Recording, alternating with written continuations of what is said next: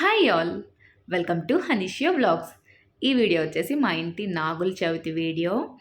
మేము నాగుల చవితి వస్తుందన్న 2-3 days before అండి సిమ్లీ దంపించుకొని ఉంచుకుంటాము. నెక్స్ట్ మార్నింగ్ మా ఇంట్లో అన్నం, కలగూర, చారు ఇవన్నీ వంట చేసి ఇంట్లో దేవుడికి పెట్టేసి మేము పుట్ట దగ్గరికి వెళ్తాము. మేమొచ్చేసి ఎవరు పూజ చేయని పుట్టకి మాత్రమే పూజ చేస్తామంట. అంటే ఇది మా మొదటి నుంచి ఇంట్లో ఆచారం ఇలాగే ఉందంట.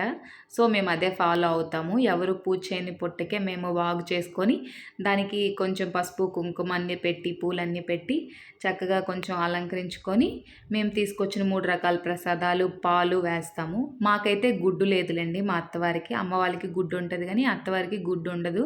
సో గుడ్డు ఏమేయము, పాలేసి అందరం కూడా చక్కగా దండం పెట్టుకుంటాము. నాగుల చవితి రోజు మా పిల్లలకి స్కూల్ అయితే ఉంటుంది కానీ వెళ్ళరు. మ్యాక్స్ మేము పంపించంలేండి. ఎందుకంటే మేము ఇంట్లో అన్ని రకాల వంటలు చేసి దేవుడికి పెట్టి పుట్ట దగ్గరికి వచ్చేసరికి మాకు లేట్ అయిపోద్ది. సో ఇంటికి వెళ్ళేసరికి 10-10:30 అలా అయిపోద్ది. బస్సెస్ కూడా స్టార్ట్ అయిపోతాయి అనమాట. సో ఎవ్రీ ఇయర్ నాగుల చవితికి కూడా పిల్లలు మరి స్కూల్కి వెళ్ళరు, మ్యాక్స్ ఇంట్లోనే ఉంటారు.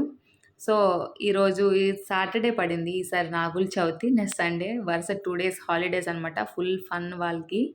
నెక్స్ట్ మా నాగుల చవితి అయితే ఇంతే.